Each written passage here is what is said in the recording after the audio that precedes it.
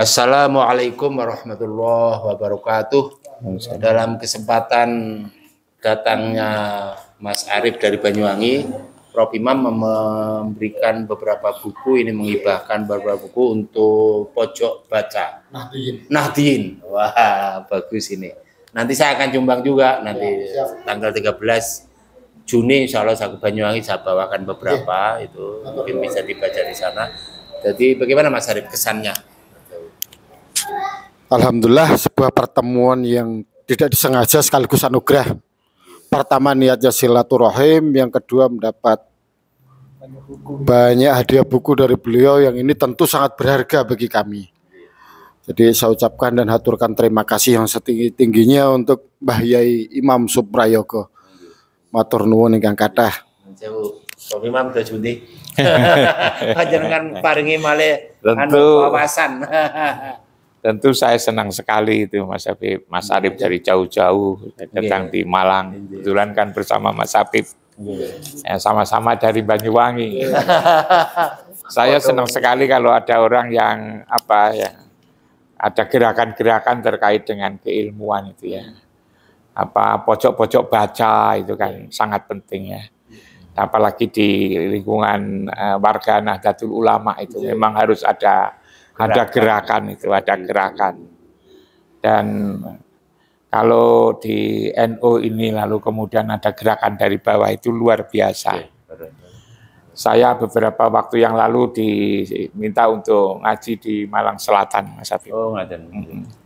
Di kalangan ibu-ibu muslimat. Tapi juga yang datang juga ada yang bapak-bapak, berarti kan ada NU-nya, ada bansernya, kan itu Mas Habib. Saya minta setiap kali ada pertemuan, pengajian itu harus infak. Tidak perlu banyak-banyak. Kalau yang punya 5.000 ya 5.000, yang punya 2.000 yang 2.000, yang punya 50.000 50.000, yang 100.000 yang lebih. Tapi ikhlas. Nah, itu dimasukkan di kotak amal itu, orang kan nyebut kotak amal ya. Lalu kemudian didoain, bilang. Orang NU kan suka bersedekah pakai nasi. Sekarang jangan pakai nasi saja gitu ya. Tapi kalau ketemu pakai uang. Itu ternyata juga. Iya, ternyata waktu itu hasilnya banyak. Rutin. Itu iya, enggak, waktu itu kan pertama kali Mas Habib. Ternyata lebih dari 1 juta. Ya Allah. Saya bayangkan, coba kalau setiap kali pertemuan sebelum doa, kan biasanya kan terakhir kan mesti doa. Sebelum doa itu edarkanlah kotak itu, sedekah itu, enggak usah sapa dari siapa berapa, enggak usah masuk ke situ, lalu kemudian dikumpulkan, lalu didoain supaya barokah itu kan. Itu kan bagus. Dan itu kalau misalnya ada pertemuan, pokoknya setiap bertemu gitu kan. Nah, dari situ maka lalu kemudian uang itu bisa digunakan untuk organisasi. Kalau jumlahnya banyak ya untuk menolong orang-orang yang lemah ya, kegiatan organisasi misalnya pertemuan sehingga lalu kemudian NU itu jadi mandiri dari bawah. NU jadi mandiri dari bawah itu. Dan persoalan kita ini kan persoalan ketidakmandirian itu. Kenapa tidak mandiri? Karena tidak mengumpulkan kekuatan. Padahal kekuatannya besar. Padahal kekuatannya jadi besar sekali. Dan kalau mereka itu lalu kemudian selalu menginfakkan, hati mereka lalu juga terikat dengan NU. Dengan organisasi NU.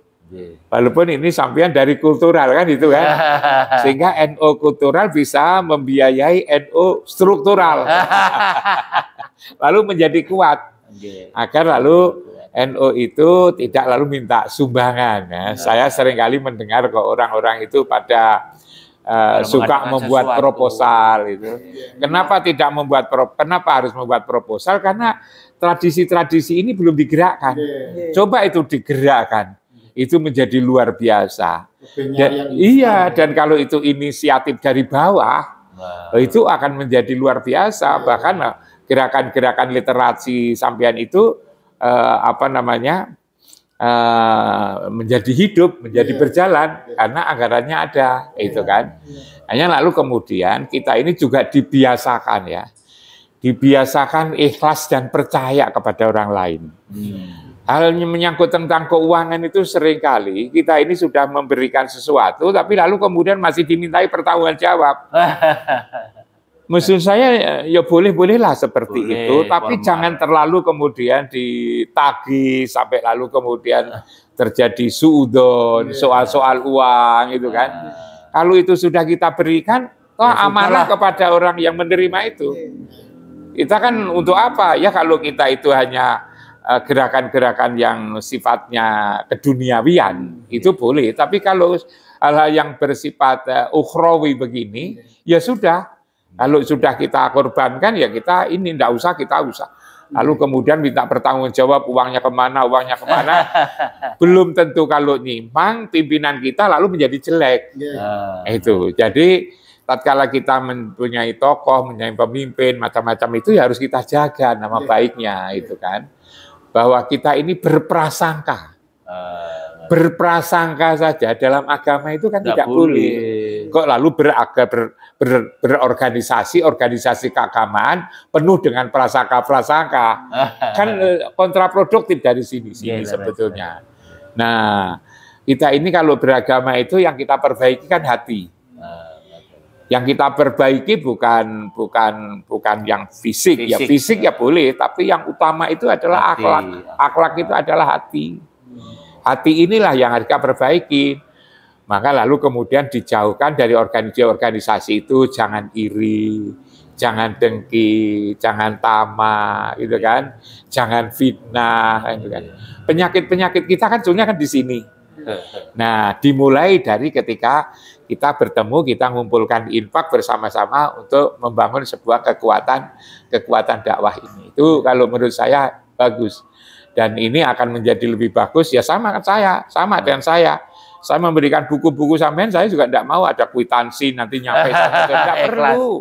Aku sudah sangat percaya sama sampean kan gitu kan. Sangat percaya, saya nyampe, pojok-pojok itu sampai sana nyampe.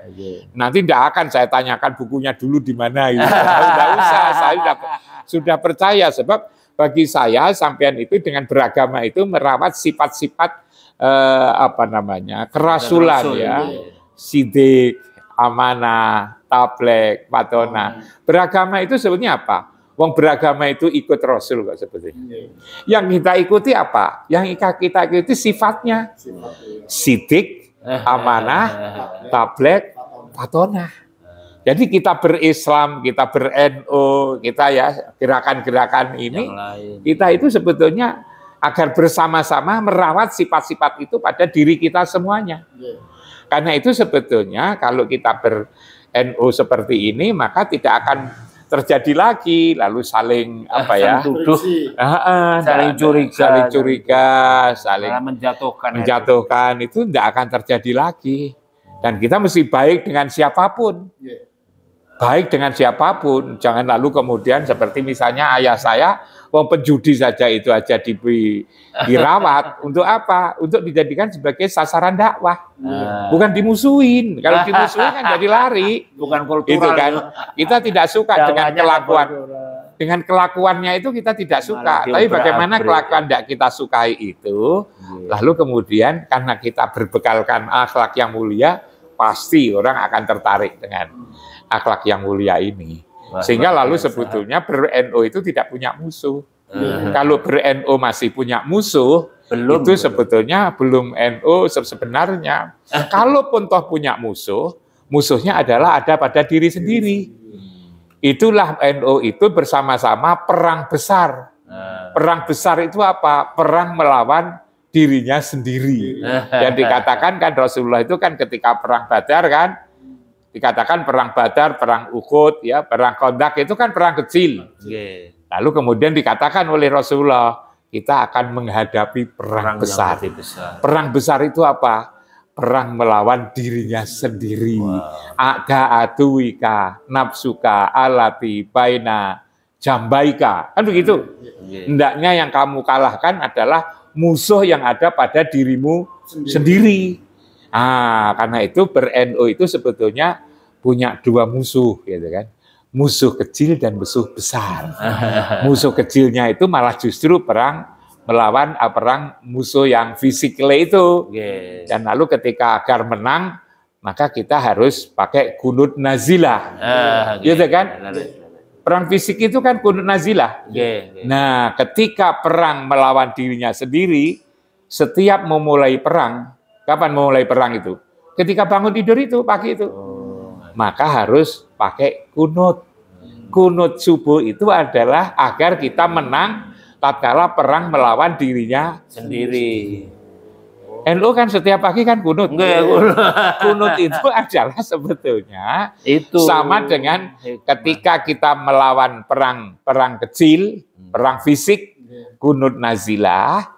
Sementara ketika perang besar melawan dirinya sendiri, maka ketika memulai perang, kapan mulai perang? Ketika bangun tidur, maka harus kunut. Kan begitu? Kunut itu semacam jimat untuk perang melawan dirinya sendiri. Kan itu tidak perlu tengkar antara satu dengan yang lain. Kamu kok tidak kunut macam-macam itu, kan begitu? Nah, jadi kemudian NU itu menjadi indah sekali jadinya. Jadilah jadi NU, jangan lalu kemudian dikasih label-label yang kurang begitu bagus. Karena menjadi NU itu kata ayah saya berat. Beratnya apa? NU itu adalah berjuang untuk kebaikan. Nah, itu kan. Dan tatkala berjuang harus diikuti dengan pengorbanan. Iya toh kan? Luar biasa Prof Imam, sampun badhe magrib.